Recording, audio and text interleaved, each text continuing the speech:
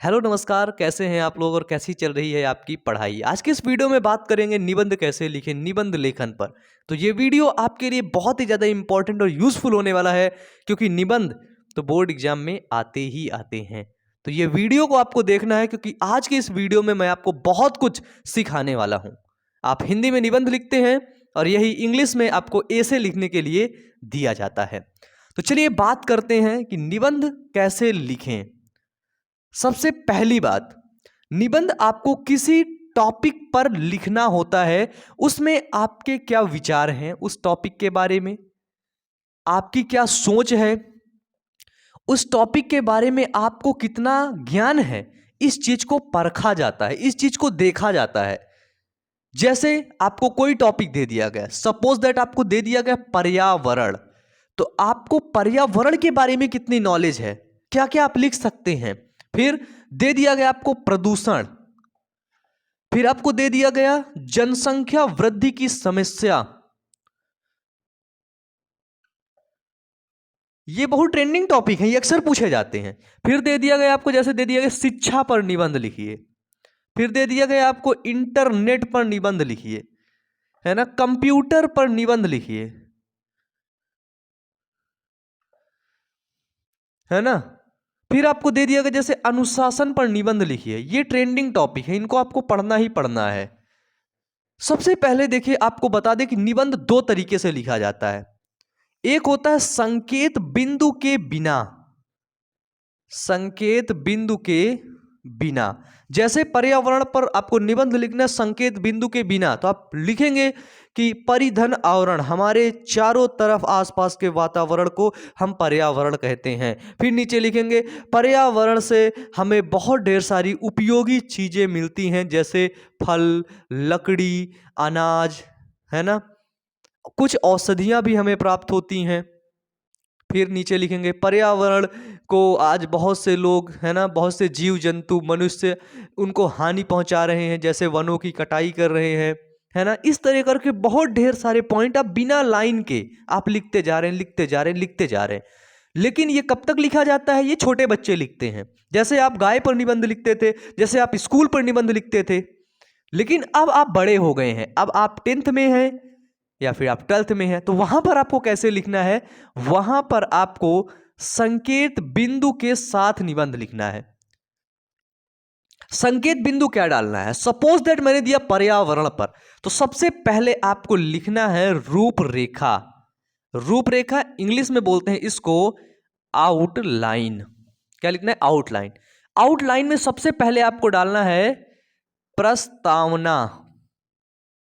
प्रस्तावना, अब आप पर्यावरण के बारे में प्रस्तावना में लिखेंगे कि परिधन आवरण, है ना, हमारे चारों तरफ का आसपास का वातावरण पर्यावरण कहलाता है।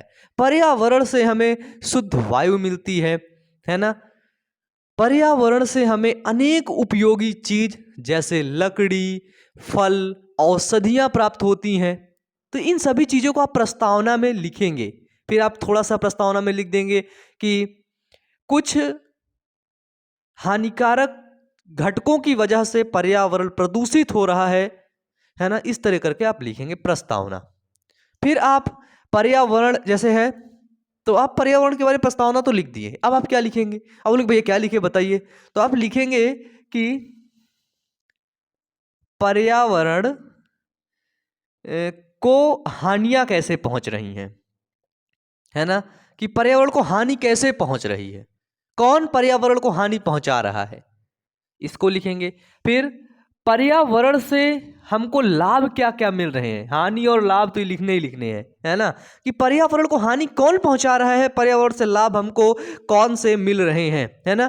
फिर पर्यावरण का जैसे हमने देख लिया कि पर्यावरण का अर्थ क्या है ना, पर्यावरण का अर्थ क्या है, पर्यावरण की महत्वाकांक्षा क्या है ना, इसकी इंपॉर्टेंस क्या है, सब में इंपॉर्टेंट। जैसे प्रदूषण, जनसंख्या, जनसंख्या का इंपॉर्टेंस क्या है, तो ये टॉपिक आपको बनाने पड़ेंगे पॉइंट, कि पर्यावरण से क्या लाभ है, पर्यावरण से क्या हानि हो रही है, पर्यावरण को कौन से कारक हानि पहुंचा रहे हैं, है ना, पर्यावरण को किस वजह से हानि हो रही है, ये टॉपिक आपको बनाने हैं। अब आप कितने टॉपिक बना ले, अब आप इस हिसाब पे निबंध वो मैटर करेगा कि आपका बोर्ड कितने वर्ड के लिए दे रहा है। आपको जैसे 200 से 300 शब्द के बीच में निबंध लिखना है तो आप उसी हिसाब से टॉपिक बना करके लिखेंगे, क्योंकि आपको अपने बोर्ड को भी देखना है। जिस हिसाब से वो बोलेगा आपको उस हिसाब से लिखना पड़ेगा। एक चीज और याद रखना, ये निबंध सबसे लास्ट में पूछा जाता है, लेकिन याद रखना लास्ट में समय बचा करके रखना, क्योंकि मेरा निबंध छूट गया था और मैं नहीं चाहता कि आपका निबंध छूटे, है ना। इसके बाद जैसे आपने लिख दिया कि इसका समस्या पर्यावरण से जो हानि हो रही है इसका समाधान कैसे होगा, है ना, समाधान कैसे होगा। फिर आपने इसके उपाय लिख दिया, है ना, समाधान उपाय लिख दिया। फिर आपने लास्ट में लिख दिया उपसंहार, है ना। देखो शुरू में प्रस्तावना आपको डालना है, लास्ट में उपसंहार डालना है, फिर बीच में आपको 4 से 5 हेडिंग बनानी है और उन 4 से 5 हेडिंग्स में अपने विचार आपको लिखना है, क्योंकि निबंध में व्यक्ति के ज्ञान, अनुभव, विचार और उसकी भावना को परखा जाता है। और अगर इसके बीच में आप कोई, है ना, कोई कविता हो गई, है ना, कोई आपका मुहावरा हो गया, कोई आपका कथन हो गया, तो आप उसको लिखिए और फिर उसको एक काले पेन से हाईलाइट कर दीजिए, एग्जामिनर को दिखाइए कि देखिए मैंने इसको लिखा है, आप इसे देखिए और मुझे नंबर दीजिए। आप ऐसे करके अपने निबंध को अट्रैक्टिव बना सकते हैं। अब बोलेंगे भैया इतने टॉपिक के बारे में हमें पता नहीं है, तो मैं आपको बता दूं, आप देखिए आपका समय कहां जा रहा है ना। जैसे आप इंस्टा पे रील्स देख रहे हैं, यूट्यूब पर कुछ वीडियोस देख रहे हैं जो आपके बोर्ड एग्जाम के पॉइंट ऑफ व्यू से बिल्कुल भी इंपॉर्टेंस नहीं है, तो आप क्या करिए, उसी समय पर आप एक टॉपिक पर वीडियो देख लीजिए। आप देख लीजिए पर्यावरण के बारे में, आप देख लीजिए प्रदूषण के बारे में, आप देख लीजिए जनसंख्या की वृद्धि हो रही है उसके बारे में, आप देख लीजिए शिक्षा के बारे में, आप देख लीजिए अनुशासन के बारे में। यूट्यूब पर बहुत ढेर सारी वीडियोस हैं।